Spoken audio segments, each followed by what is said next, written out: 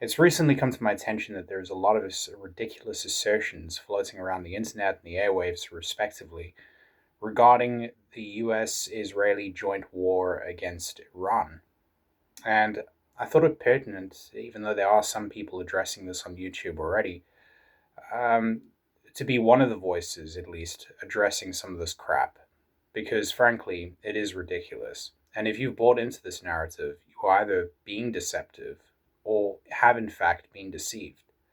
Now, of course, I can't blame you with a media that seems to make a business out of lying these days, and many YouTube commentators and internet trolls who are seemingly perfectly willing to join in on the fun. It's hard not to be deceived. However, that is precisely why voices that serve as a counter narrative, such as my own and others like me, are important. So let's get straight to brass tacks. Um, Agenda number one: the war waged against Iran by America was illegal, and Iran was not an imminent threat. And often co signed with this allegation is the horrific and tragic accidental strike of a school in Iran, which claimed the lives of 195 school children and some adults, presumably. Well, first of all, illegal in what sense? Illegal in what sense? Because I hear a lot of people saying this, but I've actually never heard a credible claim as to why it's illegal. And also, the very same people who accuse America of waging an illegal war seemingly don't care about the fact that Iran have broken several laws themselves. I mean, let's just get straight down to it. The Strait of Hormuz is in international waters, thus holding it hostage actually fits the criteria of economic terrorism. To threaten civilian vessels traveling through the Strait of Hormuz is therefore also a war crime. Do you ever hear any of these voices mentioning that? No, of course not. What about the use of cluster munitions in Israel? Now, you might not care for Israel as a country, but that doesn't change the fact that Israeli citizens are in fact civilians. Children, women, whether they're Israeli or not, it doesn't matter. And I don't really care much for your personal opinions of the country we're talking about when we are talking about women and children. And yet, Iran doesn't care. They launch cluster munitions, which are illegal, precisely because they strike indiscriminately. The minute those bomblets drop on civilian targets, they hit anything and everything. There is no precision involved in these strikes. What maybe your hatred of Israel is so extreme that you have completely neglected to understand that these are in fact civilians that are being hit. Okay, fine, we'll move on to something else then. What about the Arab states? What about the hotels that have been hit in the UAE and in Qatar? What about the airports? What about the oil fields? What about the civilian infrastructure? Was any of that legal? No, I didn't think so. Do you ever hear any of these people talking about it? The people that are stating that America waged an illegal war? Of course not. Because this is something that I've noticed acutely when it comes to the commentators, especially that criticize Donald Trump. Now, I don't really care what your personal opinions of the man are. I don't like hypocrisy wherever I see it. And if you're going to accuse somebody of war crimes, absent evidence, at the very least, have the gumption, have the sense, if you will, to take into consideration the war crimes that have been committed on the other side, which are numerous at this point, and never get airtime in the UN, never get picked up by the ICJ, never seemingly get condemned by any of the European nations, which is frankly ludicrous. I mean, what side are they on at this point? So yeah, there's that. But then also, I don't understand what makes this war illegal from an American standpoint. America has done nothing but target military sites and military infrastructure of a country that they deem to be a risk. Now let's get into the claim surrounding the school children. Heinous, horrific, tragic. Was it murder? No, it wasn't. Intentions matter. And for the people who haven't put this together yet, let me spell it out for you. In industrialized warfare, innocent people die.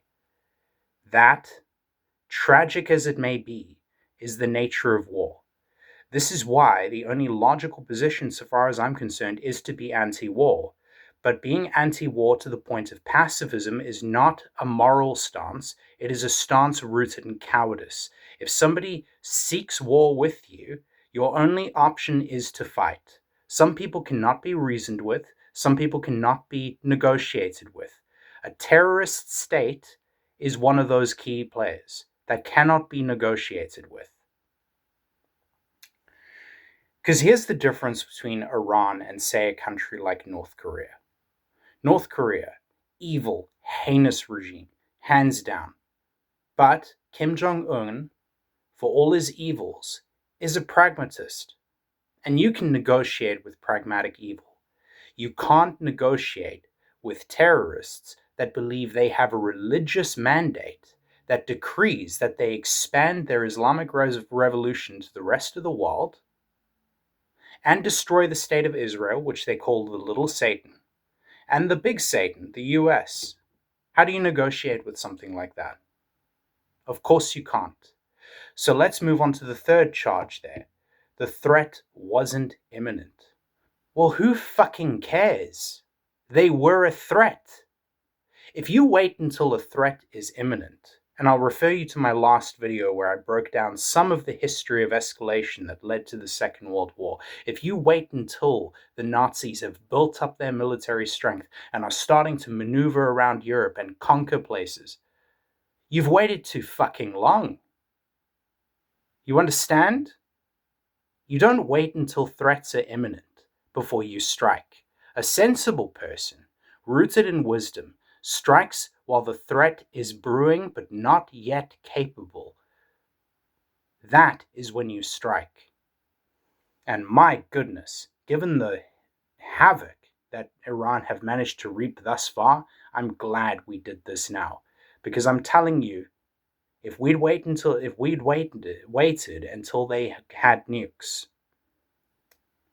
this would have been a much uglier picture. So, allegation number 2. There was no plan. Well, Bright Spark, I didn't realize you had access to the intel in the White House itself. You care to share some of the findings of that little expedition to the rest of us? Share with the rest of the class, please. I mean, for goodness sakes. So you're telling me that you know exactly what the top brass in the White House were thinking when they made the decision to strike. Well, let me tell you something. I think there absolutely was a plan. And whilst I don't myself have access to the top brass of the White House, nobody, regardless of how foolhardy they may be, decides to go to war without some inkling of a plan. I think it's pretty clear based on what we've been told and what has been demonstrated thus far that there was a plan here. And just because Trump isn't whispering sweet nothings to the media's ears about every move his military is making, doesn't mean that there wasn't a plan, right? They struck the Navy, they struck the Air Force, they got them out of the way real quick. They seem to have taken into account the Strait of Hormuz. You could argue that perhaps they didn't understand the full nature of the threat, and fair enough, but they've been wargaming this for 25 plus years. Of course there was a plan. There were probably well detailed and laid out plans with regards to how to attack Iran. And it just so happens that they struck on the eve of a period of time where Iran was at their absolute weakest militarily, and politically, and economically. You don't think there was planning that went into that? Foolish. And as for the Strait of Hormuz, because this kind of ties in with this whole idea that there was no plan there, no grand architecture. This idea that effectively, well, they didn't take into account the Strait of Hormuz.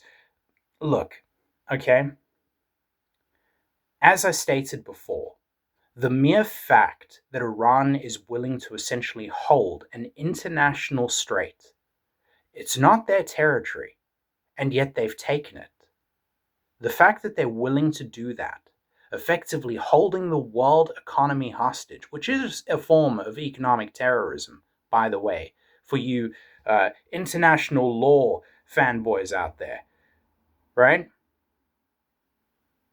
The fact that they're willing to do that indicates that we're dealing with a player that cannot be negotiated with reasonably.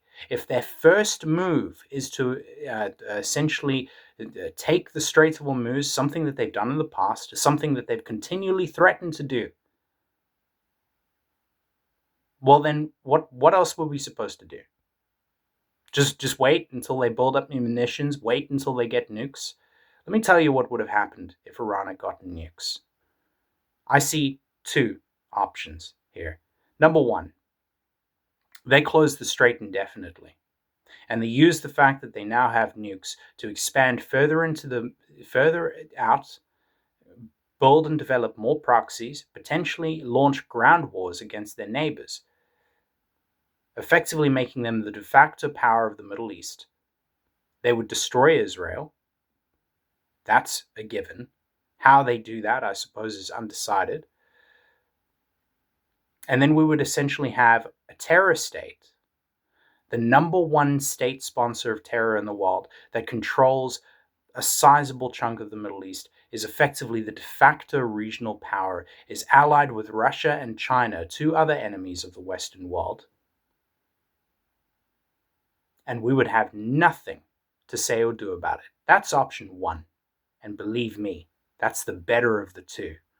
And not only that, but that would make war inevitable. And not only would it make war inevitable, but war at that point would look a hell of a lot uglier than the war now looks.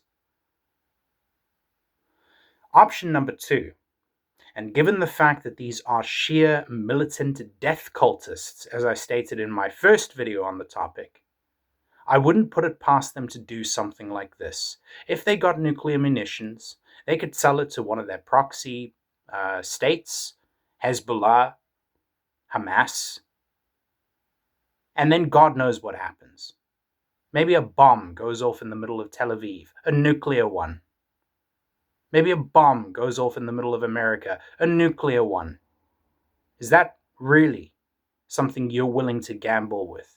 The naysayers on the left and some on the right.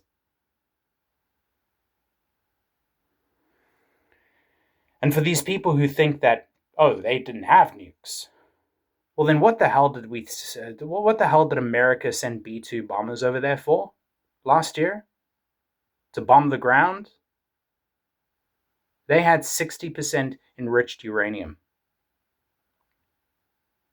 60%.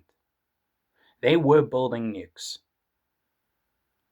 That is not my claim. That is not mere fantasy. That is not the hocus pocus nonsense of WMDs that got us into Iraq in 2003. They had this stuff. They were serious. So yeah, I mean, I just don't know, to be honest. Some of these claims are so ludicrous that I think it's imperative that more people step up and more people speak out against this. Because the people who've bought into this, maybe it's not your fault. I'm perfectly willing to believe that you've been deceived. I think it's reasonable that in this day and age, with the flood of information that we get and the large number of people who are willing to,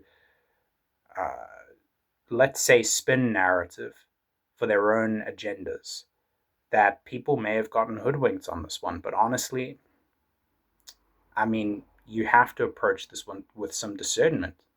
Have some skepticism. Don't just believe everything you read. Don't believe everything you see on a TikTok reel, because I'm telling you, some of the stuff you hear about this war is just, well, bullshit. That is all.